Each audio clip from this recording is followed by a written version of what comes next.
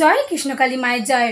মঙ্গলা মা আজকে স্পষ্ট ভাষায় জানিয়ে দিয়েছেন মায়ের পূজার নিয়ম একই থাকবে।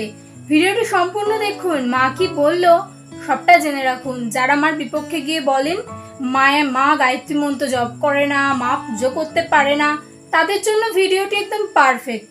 মা উচিত জবাবটা দিয়েছেন আমি মনে করি। জয় কৃষ্ণকালী মায়ের জয়। ভিডিওটি সম্পূর্ণ দেখুন, বুঝতে পারবেন মা। অনেকজন অনেক কিছুই বলেছিলেন, মাকে বলবেন গায়ত্রী মন্ত্র জপ করতে। আমি তো মাকে গায়ত্রী মন্ত্র জপ করতে মাকে পাইনি, আমি শুধু ভালোবাসা দিয়ে মাকে পেয়েছিলাম। তাই মা আমাকে একটা কথাই বলেছিলেন, আমার নিজের দল মন্ত্র কি হবে মা? মা একটাই মন্ত্র বলেছিলেন, আমার নাম মন্ত্র হবে জয় কৃষ্ণকালী মায়ের। যেখানে মায়ের নাম সিদ্ধেশ্বরী মাকে আমি 20-22 বছর ধরে মাকে পুজো করতাম। ছোট থেকেই মায়ের প্রতি একটু ভক্তি, একটু ভালোবাসা ছিল। আমার পুজো পুরো অন্যরকম। আমি জানি না, অনেকে অনেকভাবে নিষ্ঠাভাবে মাকে পুজো করেন, আমার পুজোর নিয়ম পুরো অন্যরকম। আমি মাকে কোনো তন্ত্রমন্ত্র করেও পুজো করতে পারি না, আমি কোনো গায়ত্রী জপ করেও পুজো করতে পারি না কোনোদিন।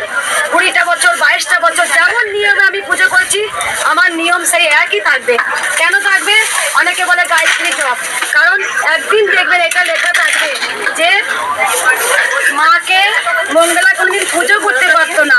কিন্তু আমি জানি পুজো করতে না পারতো, ভালোবাসার জোরে কিন্তু মা আমার কাছে এসেছিল।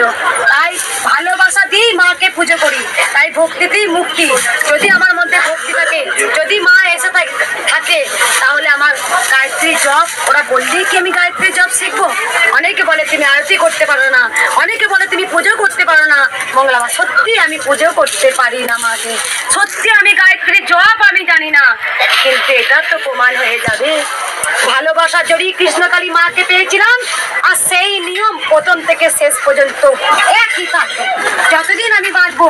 যেমন করে মাকে 22টা বছর পুজো করে মাকে পেয়েছি, আমার পুজোর নিয়ম একই।